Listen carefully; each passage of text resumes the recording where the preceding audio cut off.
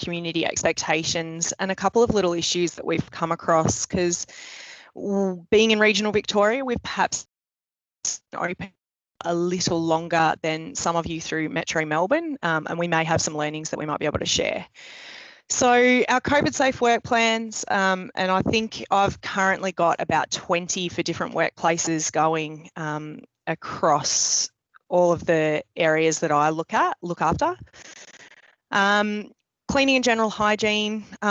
Density quotients are obviously quite important, not so much in our pool halls because they're more than big enough to commit to have the 20 people that are allowed or permitted in those spaces, but more around lunchrooms, office spaces, behind reception, change rooms, toilets, that type of thing, and making sure that that's really clearly signed so that the public knows exactly how many people are permitted in those spaces.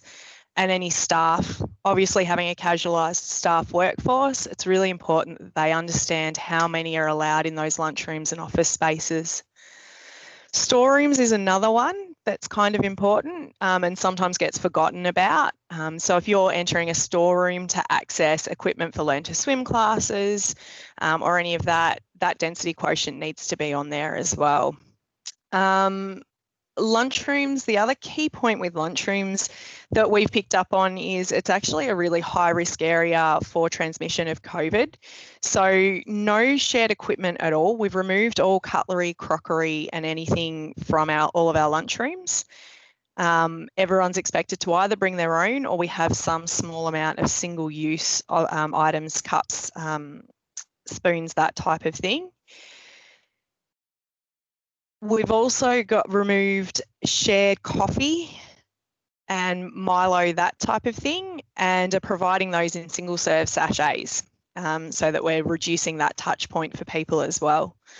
We're also encouraging people to have their lunch breaks outside where possible, or you move into different areas. So we've opened up a few bigger spaces rather than the lunchroom for people to actually sit and eat in, so that we allow people access to things like the kettle, the fridge, the microwave, to actually be able to prepare their meals or their snack or whatever it is. Public access, we've got, your cough screens, your floor stickers for your 1.5 metres. We're taking bookings, which is also covering off our records requirement for the public. So we've got them entering all of those records into there so that we have access from the back end rather than having to get them to complete that on the spot. And reinductions and PPE training. So we've reinducted everyone back into the centre prior to them starting their shifts. Key thing with that was going through what is actually in our COVID safe work plan. It is a legal document. By the restrictions, workplaces have to have one, and employees need to follow everything that's in those COVID safe work plans. So it's really important that the staff actually know what's in there, and also that they receive PPE training for the workplace. I know we're all expected to wear masks, but if you're expected to wear one at work, you need to know how to put it on, how to remove it safely, and how to dispose of it as well if it's a disposable, or if it's a reusable mask, how to wash it appropriately. Other considerations that we went through, there we go.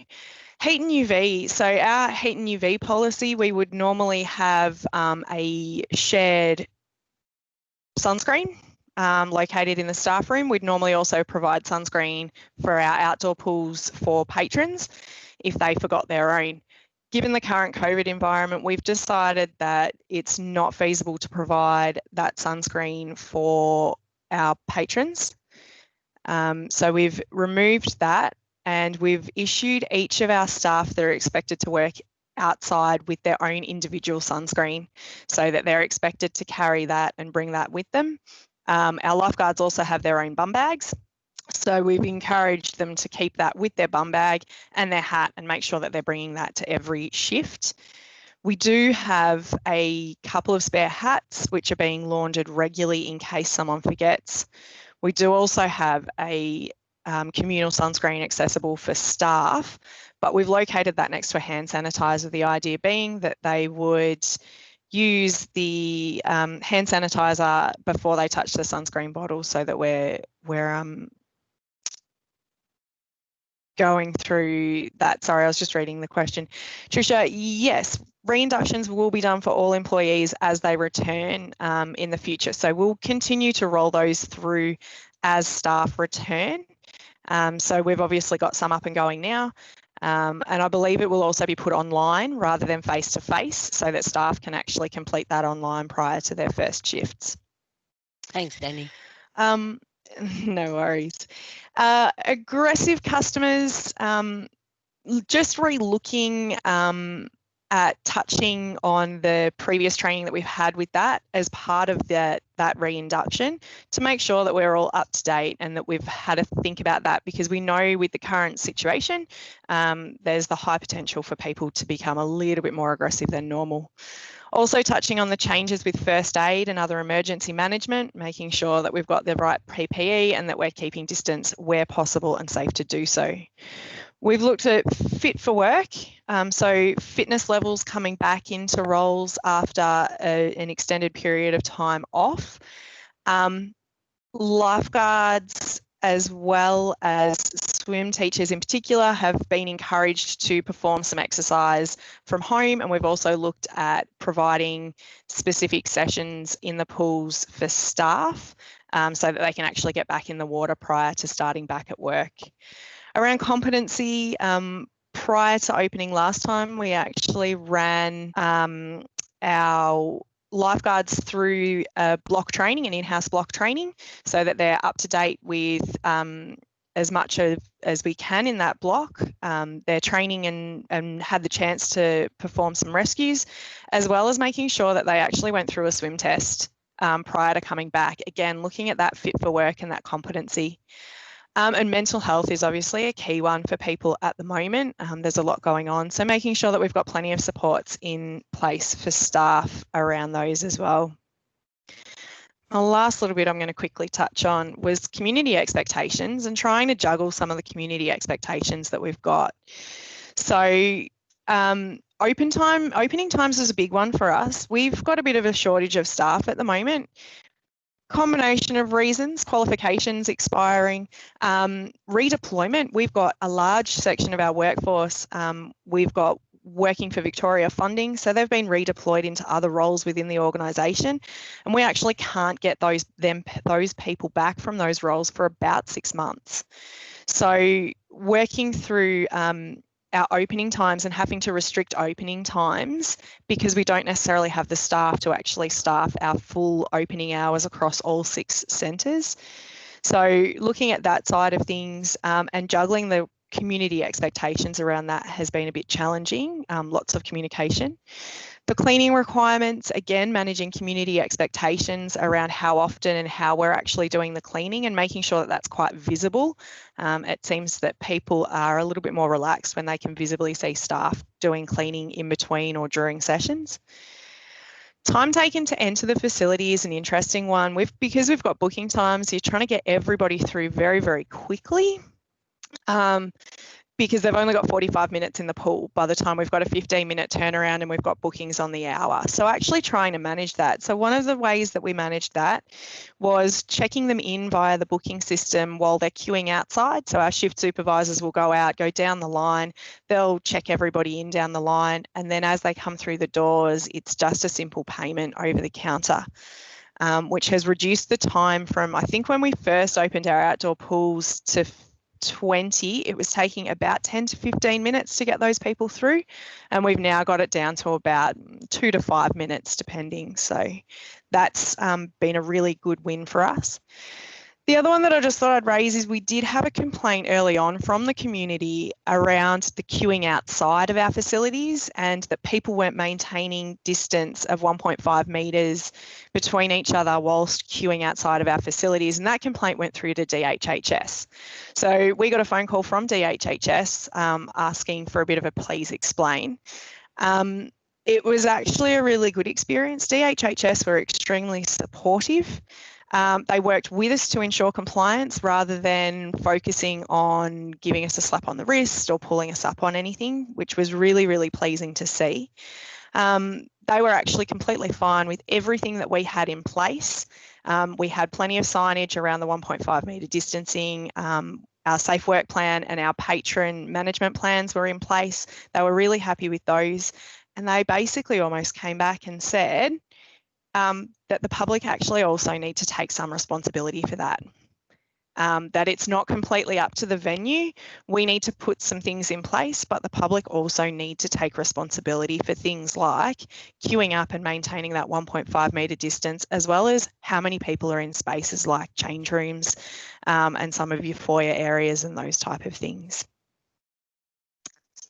And that's me. Short and sweet.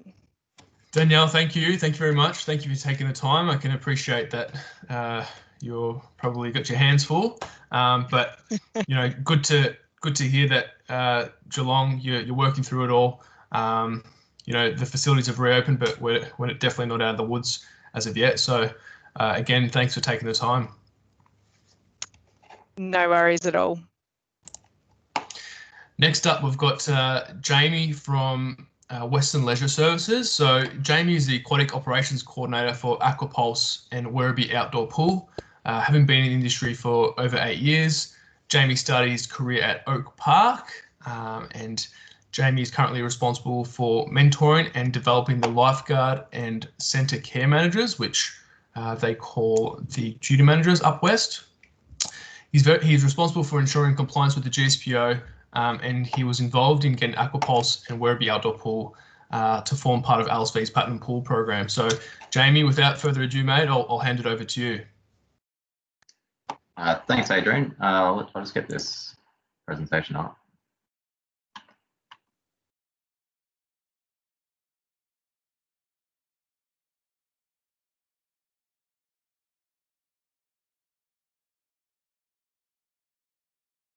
One minute.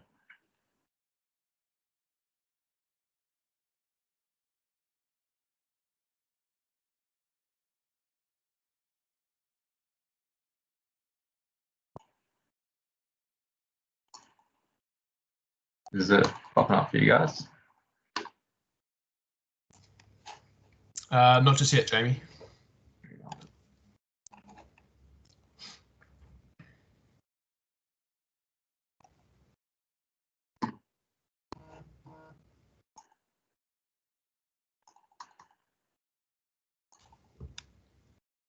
I might have to go through the windowed mode. All right. Yep, we got it.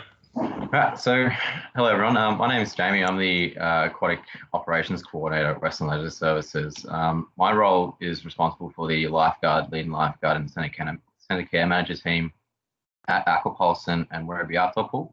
I'm employed by Western Leisure Services and Winactive, which is a local government enterprise who run 3 facilities, which are Aquapulse in Hoppers Crossing, Eagle Stadium in Werribee, and Werribee Outdoor Pool in Werribee and Chirnside Park. So with COVID-19, we needed to make sure we were aligned with COVID-19 GSPO and the government restrictions that were being given out by state government. So first off, we just needed to understand what our requirements were. So understanding the restrictions set out by the state government was obviously something that was very, very difficult because these restrictions we found out at the same time as everyone else. There's no real lead up time to prepare. So this was undertaken by our executive team when announcements were made, generally on a Sunday afternoon or just after the announcements were done. So there were many long hours done by our executive team, and a big shout out to our exec team for taking their time out of their weekends and their Monday mornings to get this stuff done. And then we needed to complete a gap analysis of the COVID-19 GSPO and introduce new processes in line with the GSPO and change our current processes and procedures. So the key changes that we found from this gap analysis of the COVID-19 GSPO section was that we needed to complete a risk assessment that was COVID-19 specific. There was staff and patron health that we needed to consider, social distancing, cleaning and the need for COVID marshals and the difference between cleaning and versus disinfection. changes to our current PPE procedures, signage, and training and development and the deployment plan. So me and Jeremy Johnson did do a talk on the risk approach that WS take at the safety summit in 2019. So we can, if you want to have a look at how that process, we go into more detail on that. You can find it on LSV's website. But WS already had a very comprehensive aquatic risk profile. So we needed to look at how we would make it COVID specific. So we considered a different range of factors for that COVID referenced, the GSPO referenced. And then we went through and identify, access, control, and monitor review phase of that risk profile. So the need, what we took from the GSPO was that there was a need for a COVID marshal.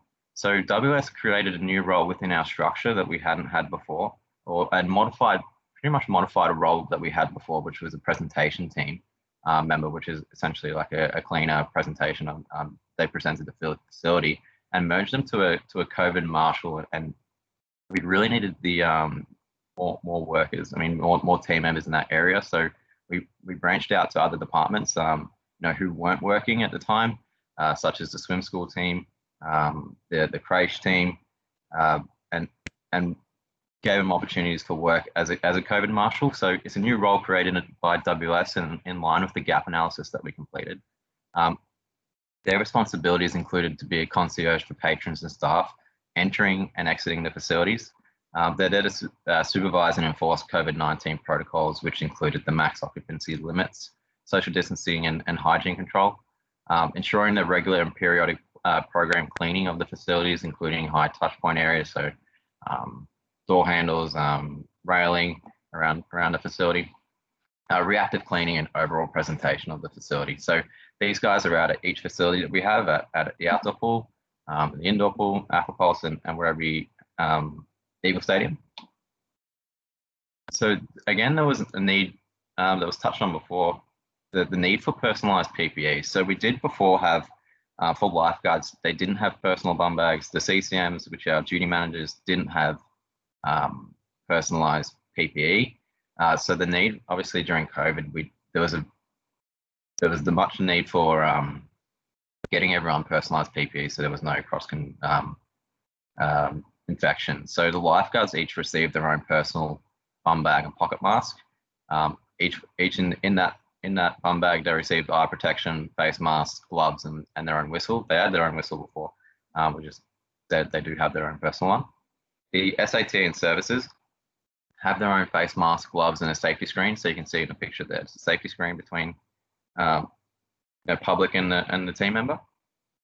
The Center Care Manager team, which is our duty manager team, received their own personal bum bag, pocket mask, personal PPE for chemical handling. So that includes like chemical gloves, boots, the safety overalls, and a personal respirator for themselves as well.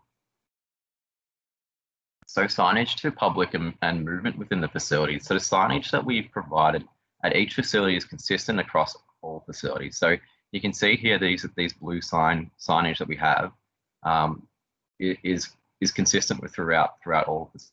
So it's the blue and white, and it's our Be COVID Safe signage. So you can see on the left side here, we get that's at Aquapulse. We have those pull-up banners, we have A-frames.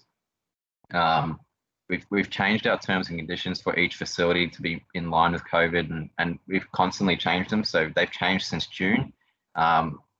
And most recently, we've updated them to say you need to wear face masks. And I'm sure once face masks aren't a thing anymore, we'll need to update our terms and conditions signage out the front again. So constantly changing and being dynamic with our signage, ensuring that we're constantly keeping up to date and providing that information to our public. We really wanted to be clear and straight to the point, essentially, and visible to our public. So social distancing markers on the floor, having 1.5 meter markings, having clear and obvious spots for where people needed to stand, and having it throughout the facility. So through the entry and exit of the facility, high touch point areas in the change rooms, in the holding areas of the facility, near the pools, just where people are going to be seeing it, and that's where it needs to be. Facility movement, so the flow throughout the facility. So I'll see if I can zoom in here a little bit. Maybe not. Oh, there we go. So this is Aquapulse's floor plan. On the right-hand side here, you can see that toward the top right, this is the pool deck area. And then near the entry and exit, that is the car park that we have. So I'll take you through the aquatic entry a little bit. So they enter through the front door at the top there. And then they go into a holding area where they get asked a couple of questions by our safety attendant team and our services team. They book in, they finalize their attendance to their session. And then once the session before them is finished, they walk through onto pool deck into through those green arrows. They complete their session, whether it's the 50-minute session and the hour session. From there, once they finish their swim or whatever they're there to do, they then exit the facility following the red arrows out of different entries, out through a different exit. So generally, our entry and exit point is the same point, just through the double door at the front entrance. But we found the need that, you know, if we wanted to be able to understand who was in what session, we needed to make sure that they had a different exit point and walking past the current holding patrons that they're getting ready to go into the facility. It made it a lot easier for our team. The gym for people who are using the gym use a different entry. So they're using the group fitness, the members entry, and then not mixing in with the people who are doing aquatic entry. So people who are in the aquatic entry, so through the front entrance, are there for aquatic entry, and people through the back entrance are there for the gym or group fitness. So we really made it clear that, you know, we wanted to make sure that we knew who was in what area for what reason. So there is a barrier between the gym and the aquatic area. So the booking system and health declaration that we've done, so the member communications and bookings. So when members do book and patrons do book, they book at home or, you know, before they visit. They book and pay for their session online on our website, and then they understand the terms and conditions before while they're booking. Before they enter the facility, they see these A-frames that we have around, which is a check-in A-frame. So as you can see on the A-frame, it does have a QR code. So to complete the check-in health questionnaire, so when they do come to the facility, they get the phone out, they take a photo of this A-frame, and then it takes them to the website that we have this questionnaire on. They fill out the questionnaire while they're at the front of the facility. So this is pretty much like, you know, just a health declaration that they're healthy to enter the facility. They know that they haven't been had any COVID symptoms. They haven't been overseas in the last 14 days, and so on and so on. And once they've completed this form, they show our safety attendant team that's been completed, and then they can enter the facility to complete their booking and, you know, and enter the facility there. Online training, and there was a there was a need for online training as well, and you know, we were lucky enough to have this online training portal that we had made probably about 6 months to 12 months before COVID hit. So what we did was have online modules for COVID training on our training portal that we have at WLS. So the training that we provided to all staff was hand hygiene training, infection control in the workplace, and everyone received the COVID-19 role induction again. So everyone was re-inducted and through a role induction specific to whatever role that they were doing. So if they were doing a safety attendant team, they did one for that. The lifeguard team, they did another role induction for that. So they, you know, they're prepared for what was going to be, for what they were coming back into the center for. Because we did have, when we did open up in June, they were required to do that role induction again. And however, when we opened up on Monday, they did do their induction again. So they've done their induction 2 times since we reopened, because there has been quite a bit of a wait between those times. And the only site-specific training that we've done, face-to-face training, is our site-specific. So once they've completed all their online training, we've taken them through face-to-face and gone, all right, here's the changes in the facility, and they can see it for themselves. Just also touching on the role induction, there was a module that we went through deployment plan, and then I've also done for my team specifically, we've taken through a Zoom meeting and just gone, here's the different changes to the deployment plan. We've created a different deployment plan just in line with the COVID-19 changes. That is it from me. If anyone has any questions, welcome to ask or contact me directly. Awesome, Jamie. Thank you. I think like Danielle at Geelong, you've got some spots to fill in the roster. So good luck with that over the next few weeks. Just had a question, I guess. Have you had any staff members bite back about not wanting to wear masks? And if so, how have you guys managed that? Fortunately, not in my team specifically. There are different departments. I'm not entirely sure if that's been the case with anyone else. I haven't had anyone from my team. You know, the only thing that we've really had in terms of negativity towards masks is in our warm water pool, because it is quite a hot environment. The need for more rotations in that area. So it's been more of a complaint rather than a bite back, or it's just like this is happening. How can we resolve this? So we're always there to help our guards and help our team members. So whether it be quicker rotations, and we can provide them icy poles if they like them. We're trying to work it through together. So nothing hasn't been negative, no. So it's been quite good. Okay, fantastic. Thanks, mate. Thanks again for taking the time. All right, we'll chat to you soon. Right, next up we have Kristen O'Neill from Maroondah City Council. So Kristen started working in sports administration throughout multiple state sporting bodies and then moved into events management. She's worked in leisure facilities for 8 years and was part of the opening team at Aquanation. Now she's currently the operations manager with Maroondah Leisure.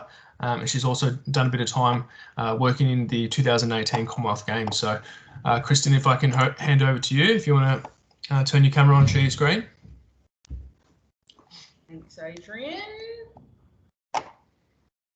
Do this. Good to see you. You too. Thanks for the introduction. Very nice of you.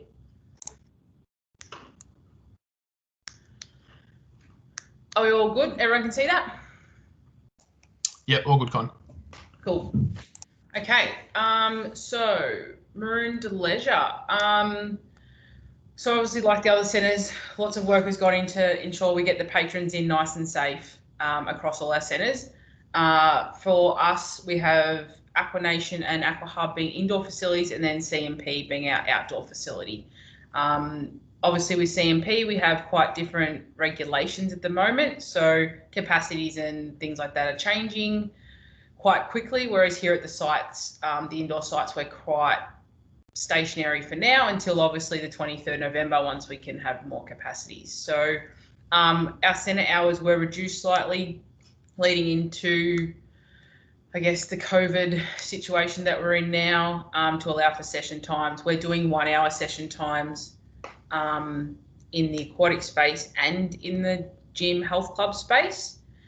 And then upstairs in the health club space here at Aquanation, we're doing a 15-minute gap for cleaning, and in the aquatic space, we're doing half an hour gap for cleaning. I guess the difference is that there's a lot more touch points down on the pool deck, and the lifeguards obviously aren't monitoring exactly what change rooms or what equipment is being used every second because they're watching the pool. But we're in the health club, they've got a bit more flexibility to roam the floor, and then also, spot check or spot clean as people touch things as well. So that's worked really well this week. Haven't had any feedback at this stage, any negative feedback. So that's been a really good process for both areas.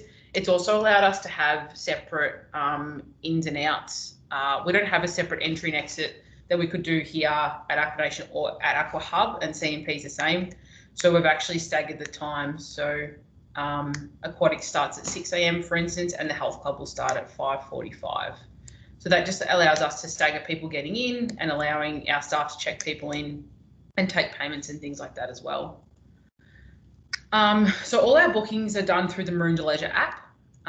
This is primarily done through Techno Gym. So that's been a new platform for us over the last Dion and the team upstairs in the health club have worked really hard to get this up and running. It's been a really good resource for us. So they can either book through the app, download the app, or they can call the centre. It's obviously caused a lot of influx of calls the last couple of days because obviously you need to have a smartphone to have an app. So a few of our older patrons have been calling, but we can easily take those calls and book them in through the app. We found that to be very user-friendly, which has been a good benefit for the staff and also the patrons to allow them to just book in. There's no payments online, so they do pay when they get to the centre, or we've just reactivated opt-in memberships. So members were allowed to opt in. We haven't put everyone back on. We're kind of still, nutting out the nuts and bolts of those memberships and when we're actually going to turn everyone back on. But quite a few people opt in, so they can obviously come into the building, scan the wristband as per normal process, or they pay at the door. As a customer service person at the door with an iPad with the session times, and they go through and click them off as each person walks through. I guess the benefit of the app is it does allow people to cancel and amend their own bookings. So I guess previously we used Event Pass to do our bookings, and we found we were getting a lot of people not turning up and they can't amend their own bookings. So that has been a massive benefit, I guess, of the app, especially when we've got such tight capacities at the moment with only 20 people, that we're not having massive wait lists and people can cancel and amend or book last minute if they need to. I guess the other big benefit of us with the app is that it controls our capacities for us. So there's no having to worry about head counts for capacity reasons. Obviously normal head counts are still in place, but the staff don't have to worry about that as much because it's already done in the app and all the information is in the app. So they can only book into their 20 spots, and when the 20 spots are done, that's it.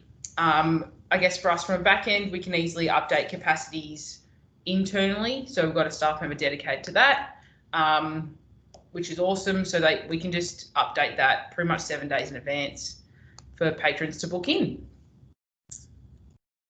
Obviously contract tracing is probably the other massive part for us or for everyone.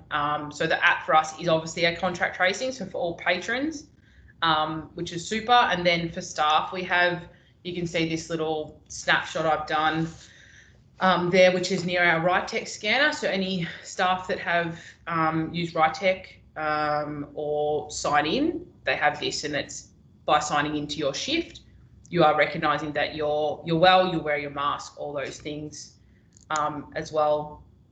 I heard Jamie mention before about having a issue with masks, or Adrian, you asked a question about masks from staff. We haven't had any issues yet. We had a few issues from contractors not wearing masks and patrons bringing that up, but that seems to have been resolved, which is really good.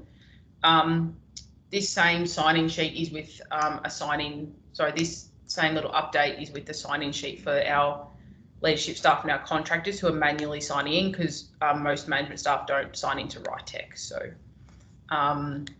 that's that section. Cleaning. I feel like all the team is doing at the moment is cleaning, which is really good to see, making sure the patrons feel safe. I think that's probably our biggest thing at the moment. Is we've had some feedback that people don't want to come back because they don't feel safe coming to a leisure centre environment at the moment. So we're making sure we have our checklists for that. I guess we kind of sectioned our touch point cleaning up into lifeguards, customer service, and then upstairs health club, group fitness. So the lifeguards downstairs do all the change rooms and the taps and the high touch points throughout the change rooms and the lockers and the bench seating. And then the customer service will work through the front foyer, through any handrails, scanners, front desk, computers, all those kind of things. And then health club look after their area and also their change rooms in their area. So at Aqua Hub, they look after the dry side change rooms, and then at Aqua Nation, they look after upstairs. And group fitness look after, obviously, before and after their class. We also have, on top of this, a daytime cleaner in from 12 till 4. Obviously, usually in normal life, we would have one probably a bit more extended time, but with the amount of touch points and cleaning we're doing, we've just gone with a 12 till 4. And we have obviously our nighttime contracted cleaners on from as per nighttime to do a full clean. We've included touch points into their cleaning regime now, which has been good. So getting all that sorted. I also heard Jamie mention about the bum bags. We've done bum bags and hats for each of our guys as well, just so there's no cross-contamination with that. That's all been very successful for those kind of things. Training has obviously been a big part of this, whether it be cleaning, lifeguards, customer service, everyone's had to do their own training. We were fortunate enough to be able to do, obviously for us in operations, not as much online as the other teams were able to. Most of them had online training, which was really good when we didn't have to have everyone coming to the centre and touch points and all those things leading into us opening. So customer service and health club pretty much did all their training except for their evacuation sections off-site. So that was really good. And obviously that information is there for them to refer back to, which is great moving forward. I've just got some examples of photos of bits and pieces. I've just used Aquanation, obviously being a bigger site, for a few other bits and pieces. So it's our front counter. You can see lots of social distancing signs. You can see the preferred payment. We've got the screens as well up. You've got the stickers on the ground. You've got that social distance. The sign at the front has now changed, but you've got your automatic hand sanitizers and things like that as well for when patrons come on into the building. Change rooms, we've got our DHHS signage at every sink. We were directed by council to put it at every sink within the building, with paper towel available as well. Change rooms, so we've sectioned off lockers, bench seating, pretty much anything that can be sat on or touched has been sectioned off to ensure people are keeping their distance and social distancing and all those fun parts. Obviously, we're going to have to look at this a bit closer when we get to 50 capacities, because we're going to need more people to use lockers, more people to use change rooms and things like that moving forward. Same again, so lockers, you can see the banks have been changed, and then on the left-hand side of the other photo, we call them our change area. They're just change rooms, so they've all been locked off. It's also helped us a lot to limit the amount of touch points that are actually being used when you've only got 20 people per session in the building. But obviously once we go to 50 in a couple of weeks, we'll have to open some more of those up, or else we're not going to have enough space for people just to come on in. Health club group fitness. So health club have sectioned off the equipment with the signs. You can see the signs there of do not use. I think most people are probably quite used to social distancing now, so I'm hoping to be able to remove some of this signage coming up in the next couple of weeks. And then the dots on the floor of the group fitness rooms, just to ensure social distancing again. Capacity sign, so every building entrance has a capacity limit sign on it, whether it be a change room, a staff office, group fitness room, whatever it is. It's more, most of the spaces except for the change rooms are staff spaces. So it's really just a reminder for the staff, whether it be kitchen, staff rooms, back office spaces and things like that throughout all the buildings, plant rooms as well. Sanitizers, so we've got some wall mount automatic ones and then the freestanding ones. The freestanding ones are just at like the lifts, up and down lifts, front entrances, and then we've got the wall mounts throughout change rooms and also group fitness rooms in the health club. So got a bit of a spread of those. I think that was about it from me. Did anyone have any questions or anything that they'd like to ask? It doesn't look like there's anything in the chat as of yet, Kristen. But look, I'm definitely eager to get on down to the facilities and check out the new gym equipment and all that kind of stuff. So thanks for taking the time to present, and we'll chat to you soon. No worries. Thanks. See ya. Caitlin, I'll hand over to you now if that's okay. Absolutely. Thank you, Adrian. And a big thank you to all our presenters who have already shared all their fantastic COVID safety plans this morning. Some really insightful things that have been shared there and some great ideas. So hopefully all of us can take some things with us to our own centres and utilise these to make sure that our centres are as COVID safe as we can be. So I'd now like to introduce Katie Adams. Katie is currently acting executive manager of Kingswim and has worked with the company for 12 years in a range of roles. These include swim instructor, centre manager, area manager, and more recently, project manager opening Kingswim's new centres. So without further ado, I would like to introduce Katie, and if you could please share your screen, turn on your mic and turn on your video. Thanks, Caitlin. Let me just share this. And hi everyone, sorry, I'll just try and get my screen up.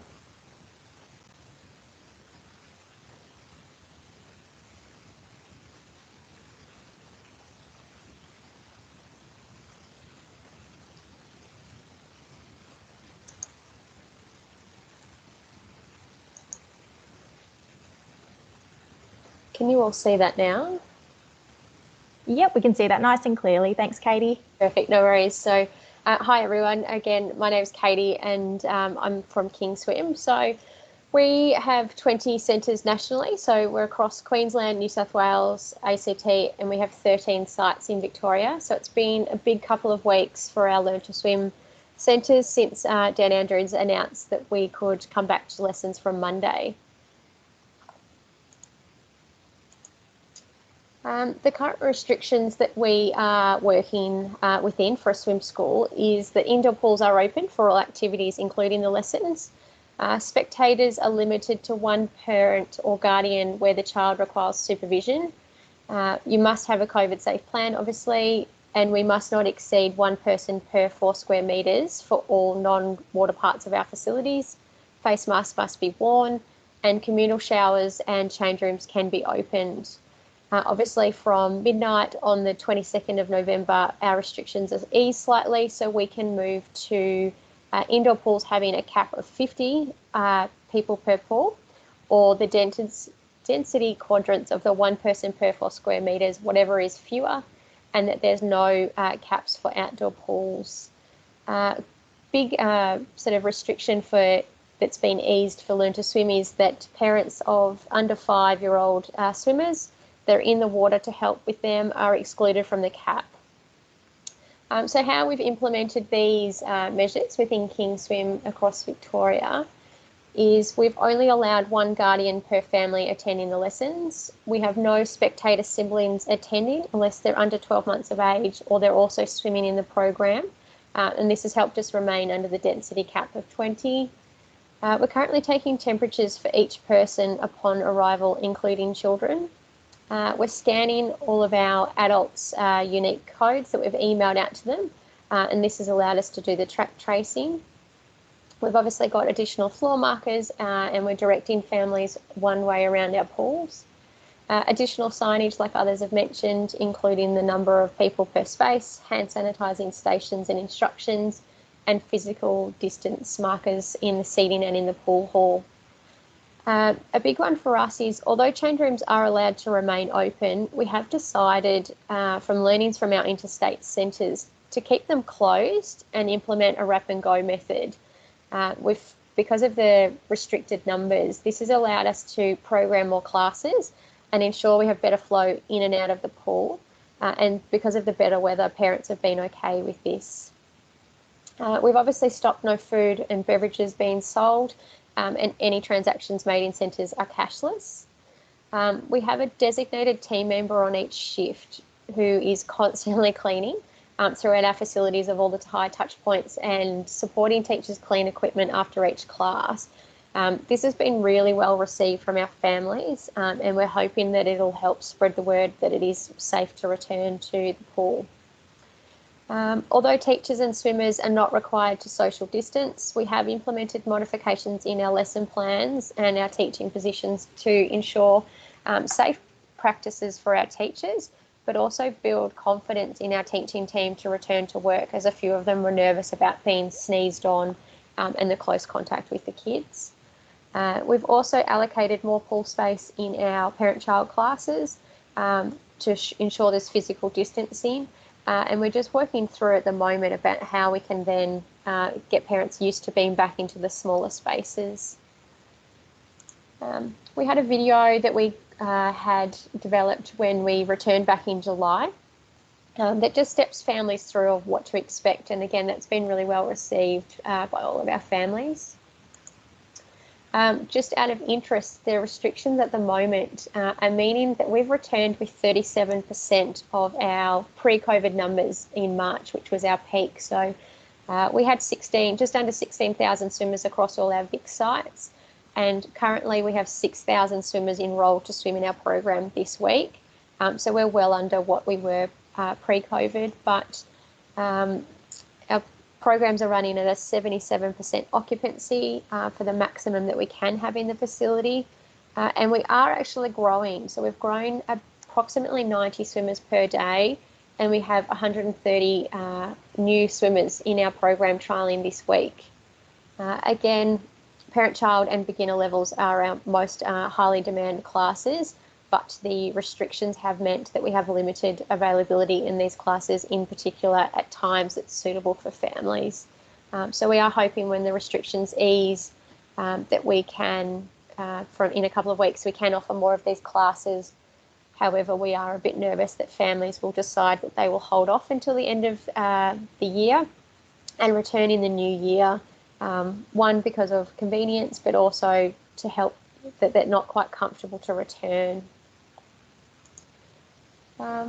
Some challenges that we're having with our restrictions at the moment is the measure that's probably been the most difficult for our families returning in Victoria has been the non-participating siblings. The measures mean that families have lost their ability to have convenience, and so they might need to come to the facility a couple of times a week, but it means they also have to have care for the students that aren't enrolled. So again, we're hoping that this can be addressed slightly when the easing is moved to 50, and we can have more classes available at one time for these multi-sibling families. Another one that we've had some technical issues with and some parent uptake is our QR codes. So the feedback we've received from families this week is that they're just overwhelmed by the amount of information coming and the measures for each different activities, and they're slightly confused when they arrive at the door. So again, this week we've had to spend a lot of time educating families prior to coming in to get them ready in for their first lesson, but it's just going to take time, and hopefully we'll have it addressed next week. The expression of interest that we sent out, so we sent out an expression of interest while we were closed to see who would be ready to return when we could.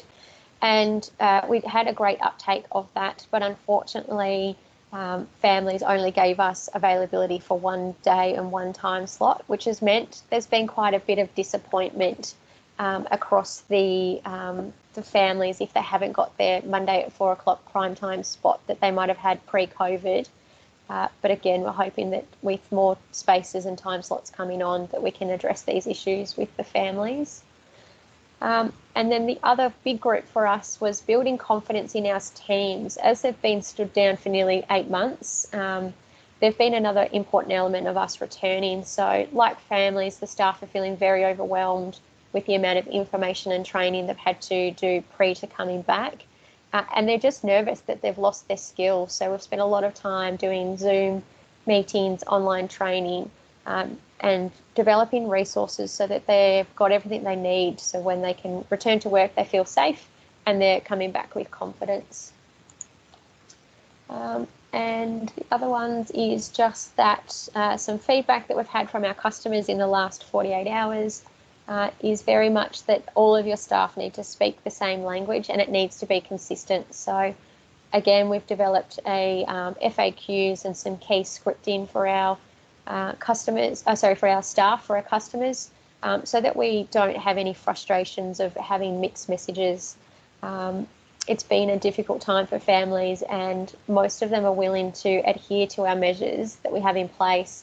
And if they have any questions, we just want to make sure our staff can answer and provide clear and relevant reasoning of why we've put in the additional measures.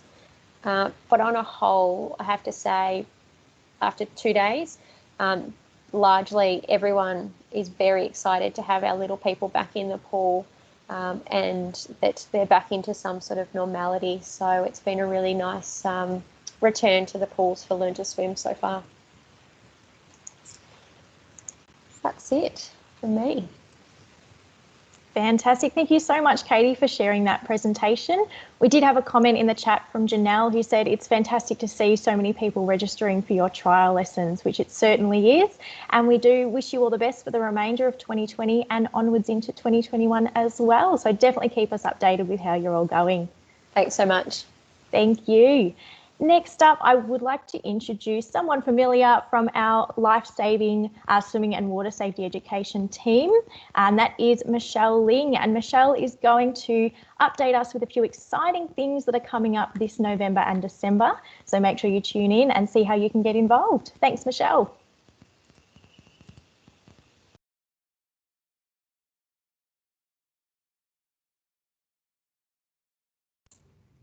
I was on mute. Hello, everybody. Thanks for joining me. As Caitlin said, I am going to be talking a little bit about Water Safety Week and supervision over summer. I will note that at 11 o'clock we will be observing a minute silence. So at 11 o'clock we will stop for 1 minute. So I'll get started and try and whip through. So Water Safety Week this year is from Monday 30th of November till Sunday 6th of December. On Monday 30th, Lifesaving Victoria will be launching the Victorian Drowning Report. And following that, the Swimming and Water Safety team do have a big event happening in Melbourne. And when I say event, I mean a COVID safe event with not many people at all. There'll be a big photo opportunity, hopefully some media presence. For those of you who watched our summit presentation, I was very vague and couldn't give you much information, but what I can say, it's going to be big, bright, and a quacking good time. We'll have some guest invites on the day, and as I said, media presence. Throughout the presentation, you might get a bit of a hint of where we're going and what our theme will be. But following Water Safety Week, heading into 2021, we'll be looking to do a bit of a roadshow. So there might be an opportunity for you to have a visit from our friends to your centre, or if you have any activities planned or some events. So look out for that. Key message for this year will be supervision. So the main message will be to never take your eyes off children around water, with a secondary message of always watch me around water from a child's perspective. And we've created some free templates and artwork for you. So these will be available via our Water Safety Week website, which isn't quite up to date yet. It does have the dates listed, but stay tuned. We'll be uploading things for you there. So firstly, you'll be getting some social media tiles with the slogan, never take your eyes off children in water. So bear in mind, this is our first draft. I received some late last night and early this morning. So draft round 1. So if you've got some feedback about what you'd like to see on the artwork, now's your chance to have some input. So type in the chat, do you like the ducks? Do you like the artwork? What do you want to see? Is there something different that you're after? So this is the first round of drafts, and we've got a little hint to enrol children into swimming lessons now as well. And that leads us into the acquisition campaign that will also be creating some artwork for you as well. If you don't currently have something running through December, it could be a join now, start 2021, whatever you want to do, but we've created some artwork for you. So there'll be some social media tiles, some web banners and a poster. The slogan we've gone with is supervision plus swimming lessons equals a safer summer. So this will be available for you to download the artwork. You can share on your social media. You could do a paid Facebook ad. You can use it on your websites. However you like, it will be free for you to download. So again, there's a few different options here because these are drafts. So if you've got some feedback, if you like them, let us know in the chat. So it will all be branded with Play It Safe by the Water. And we will also be running a competition. So we'll be doing a swim school competition and a colouring competition. So the Competitions both open on Monday 30th of November, so the start of Water Safety Week, and they'll close on Monday 14th of December. So you've got the week after Water Safety Week to get your entries in. And our colouring competition, this is our early artwork for colouring competition. Again, it has the same theme of ducks and supervision.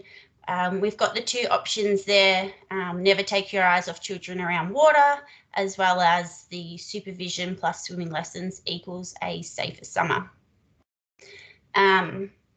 Again, these are first drafts, so these will all be available on the website for you to download. If you don't already get our newsletters, you can subscribe via the LSV toolkit. And we will be sending out the information to download all the artwork that's available. We'll send out that via our subscriber list. So like I said, if you're not already subscribed, you can do that via the toolkit. And if you do already have plans for Water Safety Week, we'd love to hear about it, because given the restrictions, we may or may not be able to head out. So we want to know what you're doing. So let us know at schoolswimming@lsv.com.au. All the information for the swim school competition will be available via the Water Safety Week website as well. And it will be letting us know what you're doing for Water Safety Week, and there'll be some great prizes. So we'll let you know more about that via our email. Now I can see it is 10:59, so I'm going to hand back over to Caitlin or Sheila, and just in maybe a few seconds, we'll be observing our minute silence.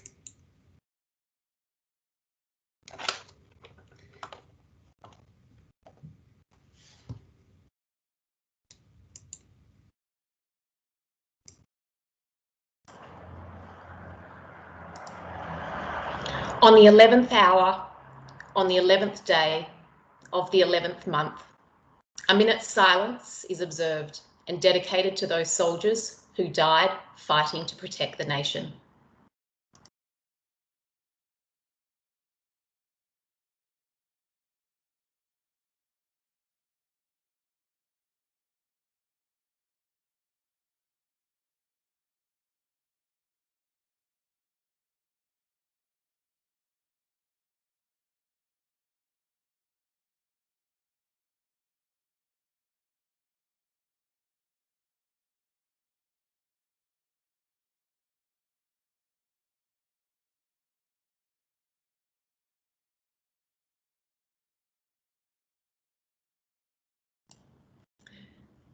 Thank you all.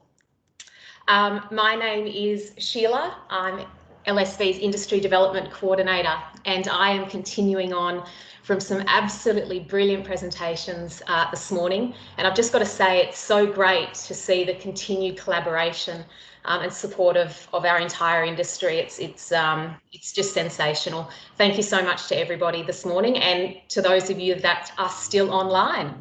So next up, I'd love to introduce Simon Bryson from Aligned Leisure.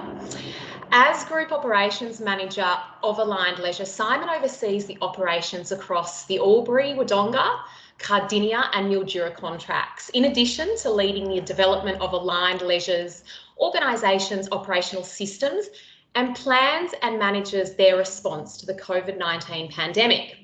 Simon has more than 16 years of leisure management experience with a demonstrated talent for successfully navigating the complexities of transitioning new contracts whilst improving operational and business performance. Prior to commencing with Aligned, Simon played an integral role in the establishments of greenfield sites in Frankston and Wyndham.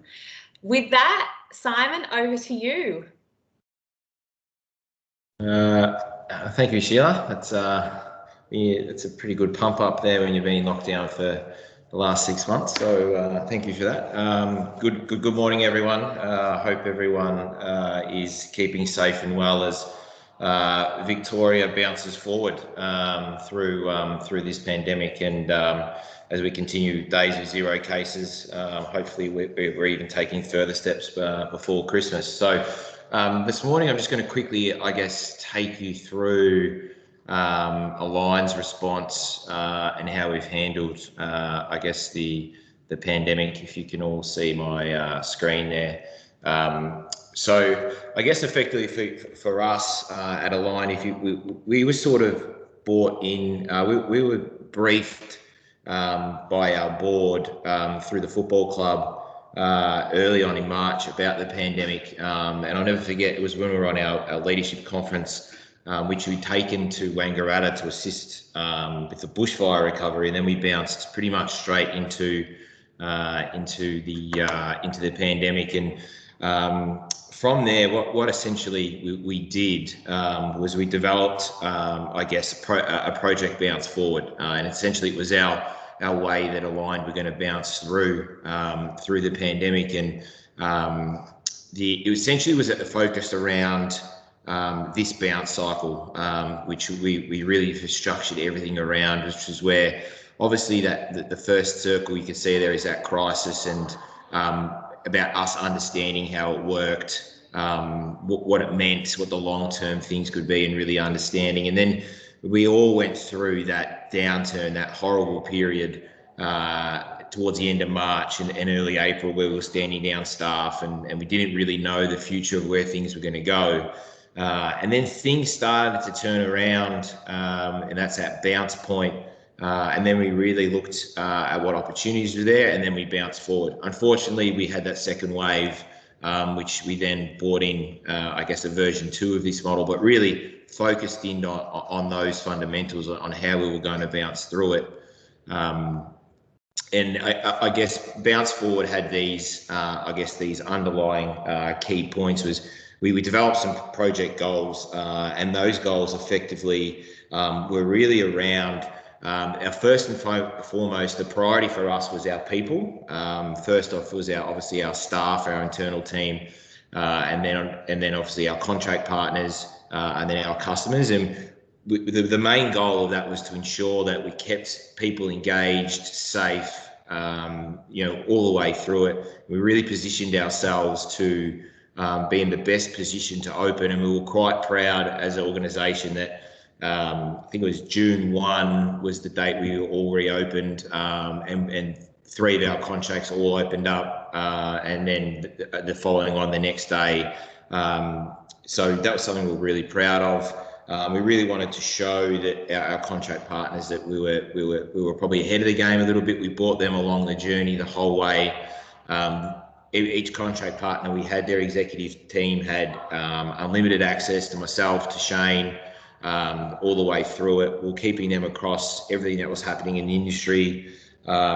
We then had some outcomes for us as a business. Again, we wanted to create, going back to that safe sort of environment, that we just wanted to ensure that our facilities were safe to come back into.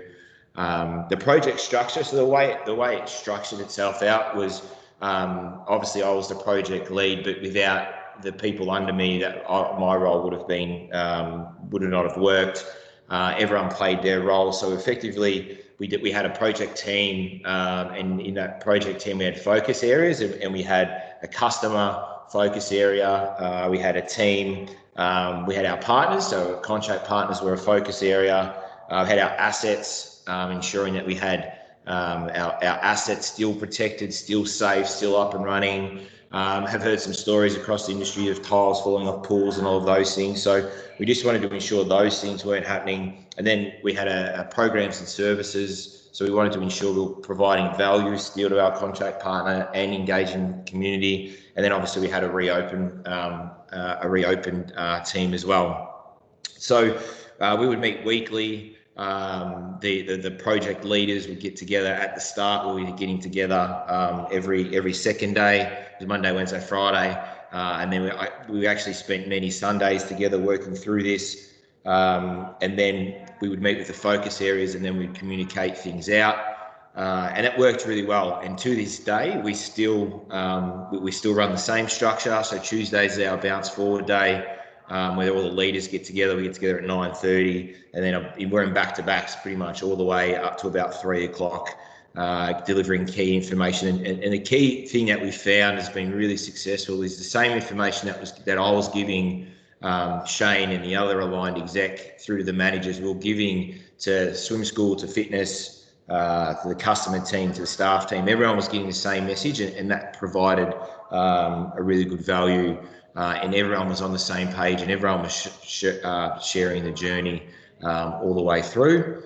And then, of course, it's certainly been quite successful seeing our facilities not only open when we could the first time, but having our facilities open over recent weeks and seeing strong growth in our swim school program since returning, and high engagement from our team all the way through.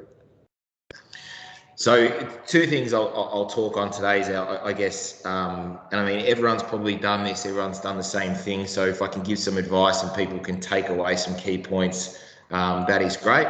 The first one being, I guess, the COVID safe facilities. So we developed a departmental reopening plan. So we've got 6 reopening plans that allowed us the flexibility that if we could activate a pool, we activated the pool. If we could activate the pool and the gym, we could activate them at the same time and keep a stadium closed, or we could activate a gym and keep the pool closed. It wasn't one broad plan. It was done in departments, which allowed us, if depending on what the restrictions allowed, we could go in segments or we could go all together.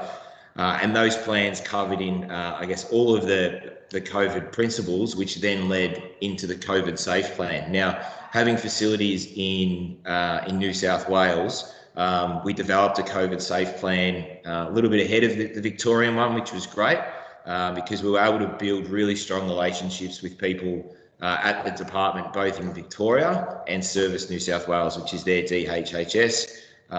We developed our safe plan, which we'll review fortnightly now as things sort of continue to change. We developed a really detailed contamination response plan. So it was to the point where if someone was to come to reception, how our reception team could handle that if they had notified that they did have COVID. One of the key ones was a signage and a hygiene station plan. As we reopen and you've got signs up everywhere and hygiene stations, we actually had a checklist where every day our now COVID marshals, which are our duty managers, would go around and ensure that everything's in position, because it's quite easy for signs to drop or stations to be moved. So that was really important for us, that we kept that level of safety there. We developed systematic area cleaning checklists, which I'm sure everyone's done. We developed business readiness plans, which were essentially the checklist for each department. They've kept becoming great the last 2 weeks, because one of the key things that we identified back in March was no one has a playbook for a pandemic back then, but now we do. We've got a really good playbook to open up when we can. It's how to open us up with minimal challenges. And as I said, it's seen high participation and growth, which has been great. But the number one thing we've got back from all of our staff and all of our customers is our facilities are safe, which was their number one goal for us, that people come back to the facilities and they feel safe and they continue to feel safe. And obviously we implemented QR contact tracing probably early September with our New South Wales sites, which we've then brought in through our Melbourne sites, which has been quite good as well. As I said, everything that probably everyone has already implemented. One key thing I just want to bring up here, just as a bit of one thing I've certainly observed leading everything, is be really mindful of making your own interpretations of what the government is saying. What I'm seeing not only in our industry, but in many of other industries, is everyone's just making their own interpretations and probably putting in measures that are probably going to be pretty hard to remove. And especially if they're not in line with government advice, you don't have that government advice to fall back on. So if you're mandating certain things that the government haven't mandated, it's really hard to then take that away. Or it's also then really hard if you've made a decision and your customers are offside with it, and you guys have just made a decision on that, you can run into a bit of trouble. And I've seen that happen more so in other industry, but I'm starting to hear some facilities that are bringing in things that are outside of the government restrictions, which could probably merely handcuff you moving through the pandemic. So just be really mindful of those things as well. The best thing that I found is making a relationship with the department yourself, calling them regularly. They've been great. Their level of service to us at Align have been fantastic, and we've certainly shared all of our plans with them, and that's really assisted us to understand what we should be putting in that's mandated, and then probably what's being done but could certainly affect us moving longer term. And then I guess, again, I just really wanted to highlight a COVID safe people. So the COVID safe marshals, we obviously, again, having the advantage of having to follow Services New South Wales, where we had to bring in COVID marshals on our sites there. We've then rolled them out not only in our indoor venues here in Victoria, but at our outdoor venues. Our safe marshals go through their own individual online training. We also get them to do the government training, and they wear high-vis vests. We developed online training modules. A key one was practical scenario training session. So the awesome team at LSV, when you do your lifeguard update, they put you through different scenarios. So we did the same thing and did different scenarios for people not following COVID protocols. The biggest one was the face masks. So if you can all remember, Bunnings and Coles got slammed on social media. People were taking videos because they didn't train their staff specifically on how to handle someone that wasn't wearing a mask. So those different type of things. The biggest one we've done over the last week and a half is people wearing a face mask in the gym and how that works, and running through those scenarios. Now, each business will take their own position. Our position is that once the individual is out of breath, which is what the wording is from the government, they can remove the face mask and get their breath back. So how to manage those situations. So a lot of scenario practical stuff, which has been really good. And then the people connection side of things. So the people connection stuff, we did live Q&As with communities. So we put our managers out there, they did their own Q&As to speak to the community, to really develop that trust and really encourage and demonstrate the safety.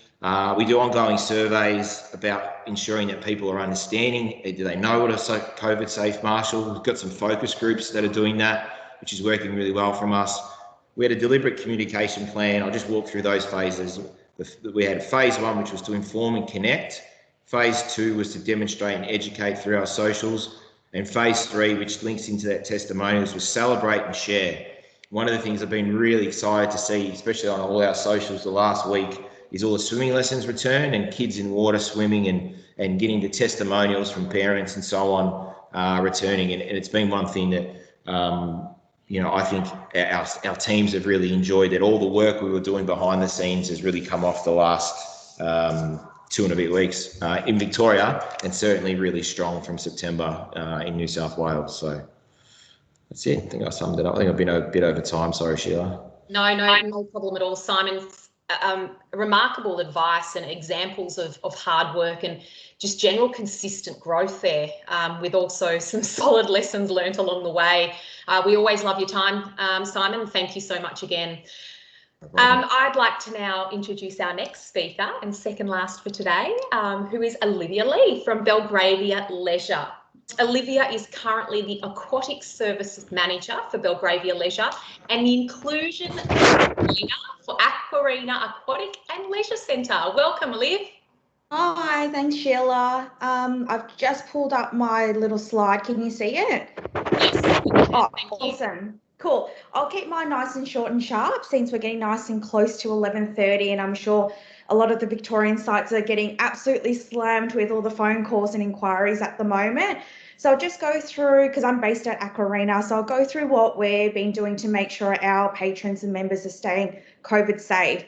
So we have tried to do our best to make sure everything is COVID safe and everything is able to move in a really smooth manner.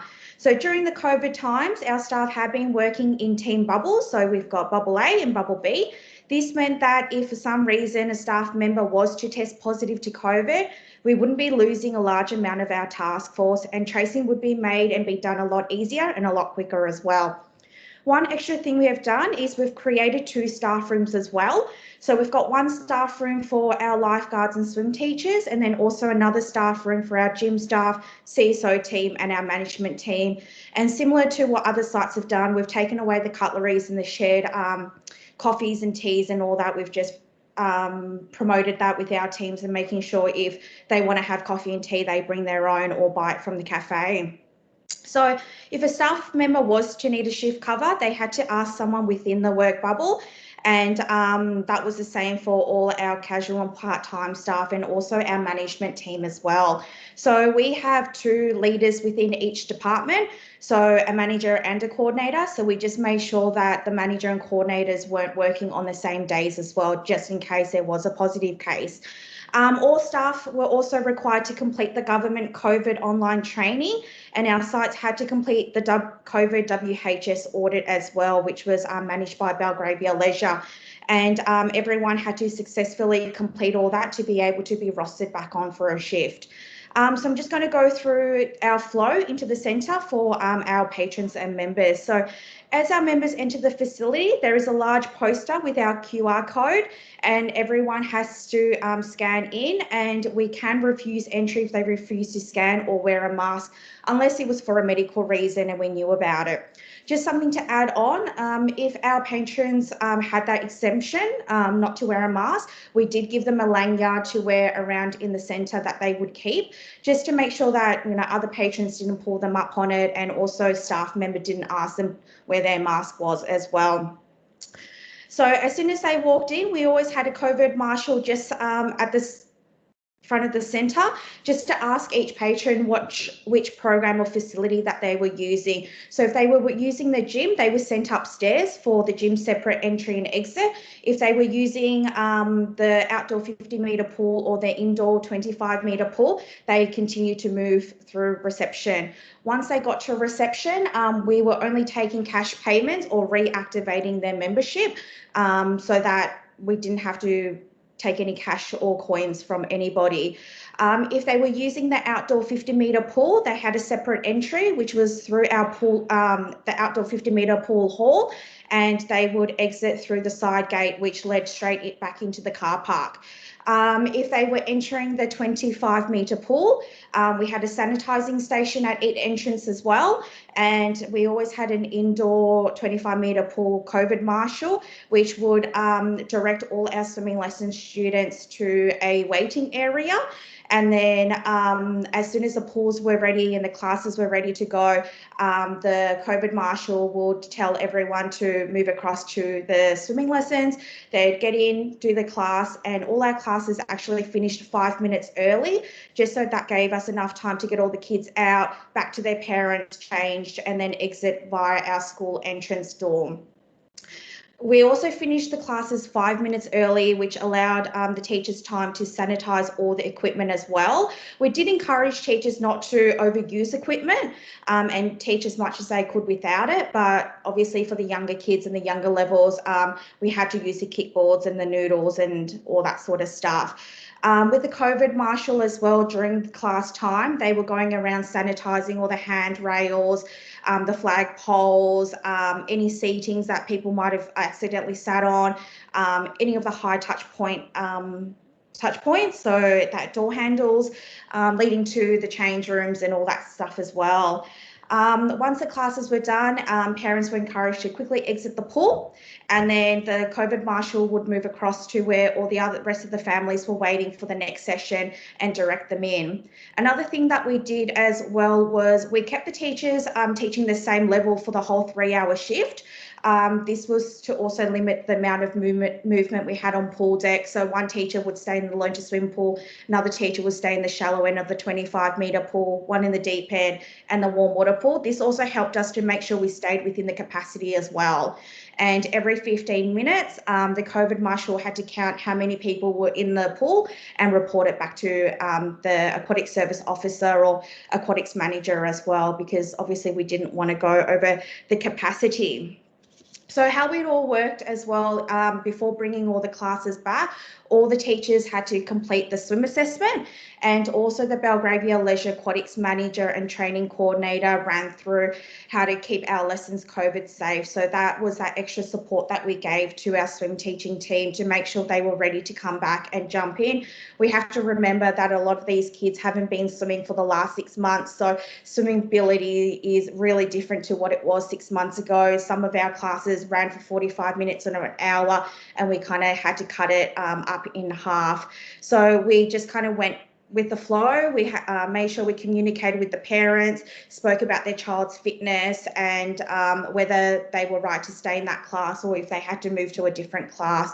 And parents were really supportive of that. I think all the smiling faces from the kids walking in was just the highlight after the 6-7 months that we've had. Some feedback that we had from kids yesterday was, oh my goodness, I'm so excited to be back. This is the happiest thing.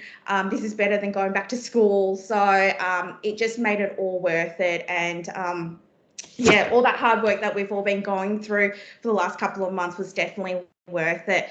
Just a couple of other things that we went through as well is if patrons, I've already covered with the lanyards, and then with the clocking in and out for our staff is we're really fortunate that we have a phone app so that we didn't have to use RideTech or the old, timesheet piece of paper and all that sort of stuff. So everything's through the phone, and even the parents scanning in and out was just through an iPad as well. So technology is probably our best friend at the moment, which we've learned through Microsoft Teams and Zoom. So we've really encouraged that with our families as well. We haven't had any issues with teachers or supervisors with masks. Everyone's kind of jumped on board with that. I think that's our new norm now. So we're very fortunate about that as well. And if you've got any questions, just chuck it into the chat box and I'm more than happy to answer it. But yeah, I think we've learned from our other states who have, brought back their program a couple of months ago as well. So kind of relying on them for their best advice. Yeah. Thanks so much, Olivia. It's always so great to hear from you, and yet another positive advice, but also another amount of perspective as well. Kids not wanting to go back to school compared to swimming lessons. Isn't that amazing? All right. Thanks, Liv. Finally today, I would like to welcome Matt Weishite. Yeah, is that right? Oh, Weishite, but we don't even pronounce it right ourselves, so it's a bit of a curly surname, so it's close enough. Matt Weishite from the Y, fantastic. Matt has been with the Y for the past 9 years and is currently Regional Executive Manager, Recreation. His portfolio supports the Boroondara, Casey, Darebin and Manningham contracts, which encompasses 23 facilities, and is one of our huge supporters and collaborative people with LSV. Matt, over to you, and thank you so much again. Terrific. Thanks very much for having me. So I've broken my presentation into essentially 4 components there around the COVID journey that we've all been on. First up's consultation and engagement, some functional working groups, the COVID safety plans, and then some resources and tools.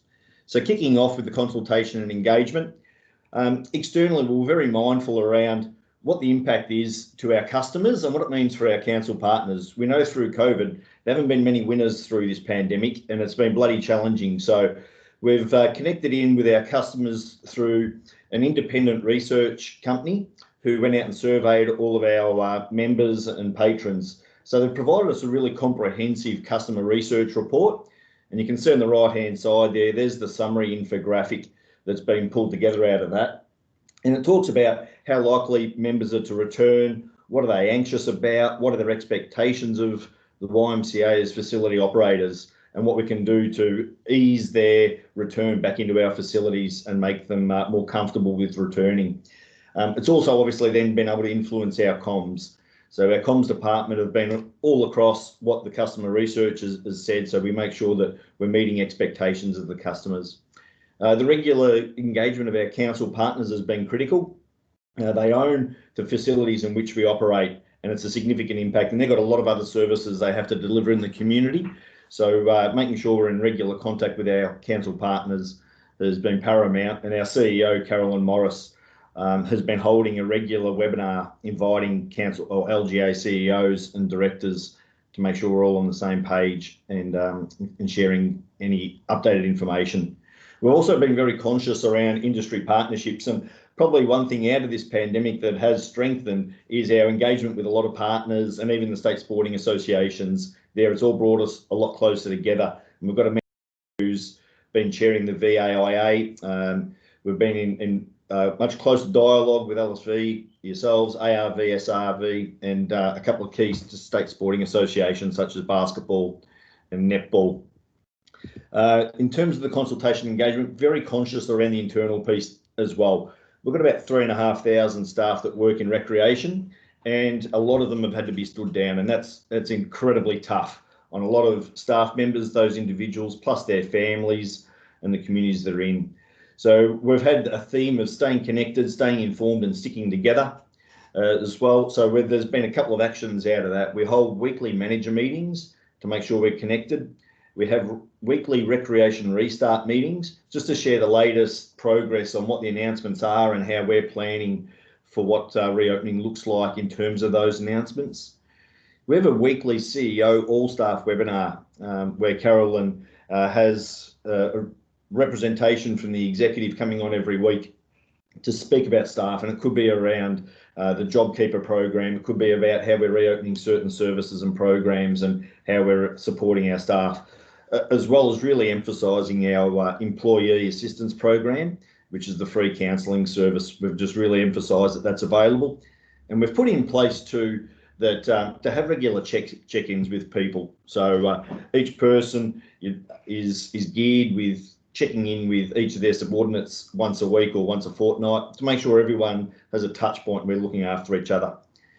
We've convened the Sunday announcement huddles, and one of the learnings there is as soon as the Premier made an announcement, our socials or website or telephones would ring hot the next morning with updates on what's going on. So we tried to be ahead of the game, and even if there wasn't a big announcement or a big update, it was to at least share that we're recognised as being something from the Premier and we're working through it.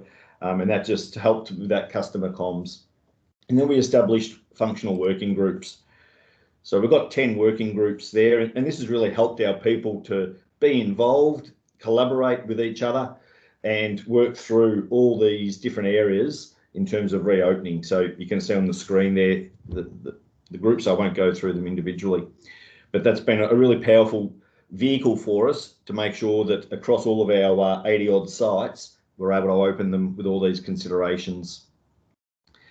Then we developed COVID safety plans like everyone has, and I've got a quick extract here of some of the slide decks from our COVID safety plan, which is then rolled out through all of our sites. And it's based on 6 major commitments: the temperature scanning, physical distance, signage and instructions, increased hygiene and cleaning, staff training and reinductions, and processes if a confirmed case is reported. So sitting behind that is layers of information about how we make sure we meet our COVID safe commitments. So social distancing, I won't go into each of these, but it's the requirements of what the government outlay at the time, the hygiene requirements, cleaning standards, and getting on board early with our cleaning contractors. When what we've certainly noticed is when there's an announcement from the Premier, a lot of industries tend to open up at the same time then, and cleaning requirements are imperative in that environment. So we're getting ahead of the game and booking our cleaners in early to make sure they get that deep clean done, and we've booked them in. The staff training, so all of our staff have got to complete the COVID training and sign off on a commitment statement around that. And we treat that very seriously. We have had one breach and went through a disciplinary process with that one because we just can't afford to have a breach in that area where we let that slip. So it's been critically important. And then all the rules and awareness, so we're keeping tabs on what they look like. So we put in place an 8-step process if there was a suspected or confirmed case of COVID. So isolate, transport, escalate, inform. So that's when we would then set up a critical incident team if there was a reported case of COVID, whether we need to close the facility, identify through the contact tracing portals that have been established, do a deep clean, and then review the open process as well. On the back of that, there's checklists to be completed here, and I won't go into each of those, it's a lot of details, but what we've established is a lot of checklists and audit processes to make sure that each facility is COVID safe. My last slide there, Sheila, because I appreciate time is coming up. So a couple of resources and tools. We put in place the Nabuki system to enable bookings. And I've got the dashboard there that's been really informative for us as to when the peak periods are. So we can see that if it's mornings, if it's lunchtime, patron behaviour looks like, and we can adjust operating hours and demand based on customer traffic. It also manages our contact tracing as well. And we've seen incredible demand. I mean, when those outdoor pools opened, they were selling out in 3 minutes, and we had 4,000 web inquiries just for one facility on one particular day. So managing demand was incredibly challenging. And even this morning, swim lessons, we've had over 300 bookings in the first 60 minutes at one facility on reopening swim lessons. So it's great that they want to get back. It's really encouraging, and people want to get back into some normality. One of the important things we did was have a dedicated YNet resource platform. As a few people have said, there's lots of interpretation and a lot of information. There's so much resources out there at the moment. We've pulled this resource platform together just to be able to corral that and coordinate it and have some discipline around the latest information and where to go for that. And that includes all the reopening checklists, and we've also got a virtual Y platform that we've put out there to the market to help our customers stay engaged through that. Workforce has been really important. The PPE's been covered. We've got the masks and lifeguard jackets, things we've looked at there to make sure that we're responsible with PPE. What we've noticed in the reinstatement process is there is some level of attrition now. People have been on JobKeeper for a number of months, and we have a big workforce of uni students and even older teenagers as well, and they're starting to graduate through their career now, and we've seen some attrition. So it's trying to get ahead of the game when we're reopening services to make sure we've got enough staff on board for when it does ramp up. And obviously we've had systems in place around the workforce bubbles, permits when they were applicable, and so forth. In wrapping up, we've also been very conscious at the same time with our RSEQ department, which is our risk and safety, enviro and quality, is that COVID safety has been a real emphasis, but it's not the only emphasis we have to have. And I know with this audience and LSV, aquatic supervision is still paramount importance coming into summer in particular. So our RSEQ team has been really diligent on managing aquatic supervision, working with our partners as well, and they're doing virtual audits as well. So we're very conscious of making sure it's not just all COVID safety, but there's a balance in making sure safe and aquatic supervision is also catered for. So thank you for that. I've whipped through it, but welcome any questions as well. Thanks, Sheila. Matthew, absolutely. And you know what, you hit the nail on the head there. Not only following yet another of our industry's examples of strength, innovation and unity, which you've brought forward, in line with all today's brilliant presentations. And in these times, we need to remember that COVID safety is the theme. However, water safety has to, of course, remain number one. Looking ahead, as we look towards December and the end of the month, please look to the screen and lock in these dates for the next month, and keep an eye out on our social media pages and the AFAR webpage for our speakers and our topics. There are a number of other opportunities further to AFAR that are available up until the end of the year. And I'm just popping those links into the webpage, into the chat line, sorry. Share these opportunities with your teams, and please please take advantage of these while they're there. And finally, as a reminder, these sessions have been recorded and they will be made available on our AFAR webpage. So once again, thank you to all our amazing speakers. As I said, it's again today another example of industry representing strength, innovation and unity. And I'm so proud of our industry. So please take care of yourselves, and we will see you again online very soon as we look towards the end of the year. Thank you.